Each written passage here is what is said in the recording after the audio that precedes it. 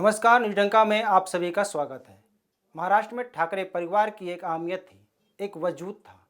शिवसेना हिंदुत्व थी तो बाला साहब ठाकरे उसका संरक्षक थे। पर अभी न बाला साहब ठाकरे हैं, न हिंदुत्व और न ही शिवसेना का वजूद, बस अब केवल नाम है। बहरहाल कहा जा रहा है कि इस परिवार का ठाकरेपन ही ने सब कुछ छीन लिया, सब मटिया मेट हो गया। शिवसेना के अंत की कहानी उसी दिन लिख दी गई थी जब हिंदुत्व को ठोकर मारकर उद्धव ठाकरे ने सेकुलर का नकली चोला पहन लिया। और चोला पहनाने वाला कोई और नहीं, नकली सेकुलर का झंडा थामे कांग्रेस और एनसीपी थे, जिनका अस्तित्व ही परिवारवाद पर टिका है। उसके आगे वह बढ़ नहीं पाए। वर्तमान में कांग्रेस गांधी मुक्त होने के कगार पर है।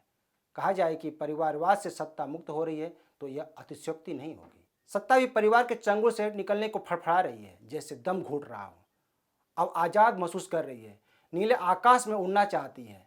कांग्रेस के बाद पंजाब में अकाली दल का बादल परिवार तो पंजाब के सिंहासन पर चिपक ही गया था, लेकिन अब सत्ता सरक गई है।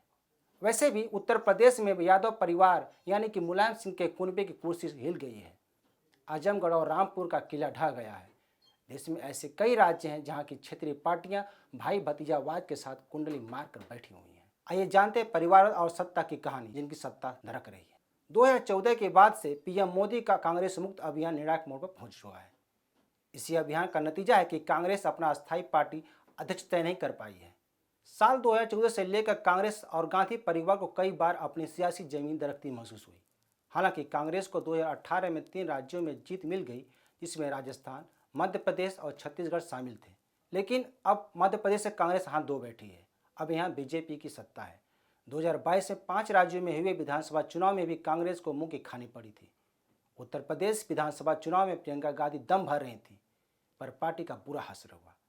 पंजाब में भी कांग्रेस धूल चाट ली और सत्ता गंवा दी। कांग्रेस पार्टी के साथ साथ देश को भी अपना निजी जागीर समझती है। मैंने बार बार अपनी वीडियो में जिक्र किया है कि कांग्रेस खुद को देश का जमींदार समझती है।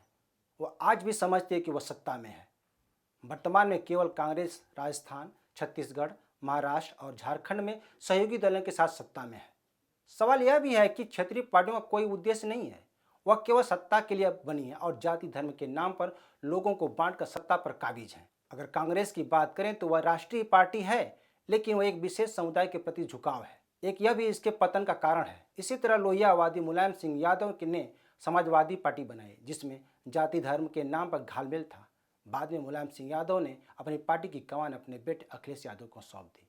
बहरहाल पिता मुलायम सिंह यादव से पार्टी की कमान हासिल करने के बाद पार्टी सुप्रीमो अखिलेश यादव बड़ी सफलता की खोज रहे हैं। इस बीच साल 2014, 2017, 2019 और 2022 में पार्टी ने लोकसभा और विधानसभा चुनाव में लगातार हारी। वहीं हाल ही में हुए उपचुनाव में समाजवादी पार्टी का आजमगढ़ और रामपुर का किला ढह गया। कहा जा रहा है कि अखिलेश यादव यहाँ एक बार भी प्रचार के लिए नहीं पहुंचे। वहीं सीएम योगी पूरी तरह से एक्टिव रहे। वहीं कभी एनडीए के साथ मिलकर पंजाब पर राज करने वाले बादल परिवार की सत्ता संकट में है। श्रोमणी अकाली दल के मुखिया प्रकाश सिंह बादल ने पंजाब में 1 दशक तक मुख्यमंत्री रहे।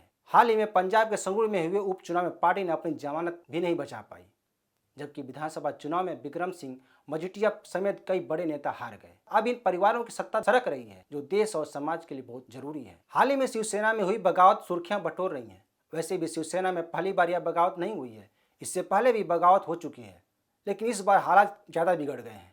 वर्तमान में विचारधारा को लेकर पार्टी 2 पार्टों में बंट गई। असम के गुवाहाटी में पार्टी के 40 नाराज विधायक डेरा डाले हुए हैं। वर्तमान में विधायकों ने उद्धव ठाकरे को चैलेंज दिया है। विधायक शिवसेना की परिपाटी को बदलने की राह पर है।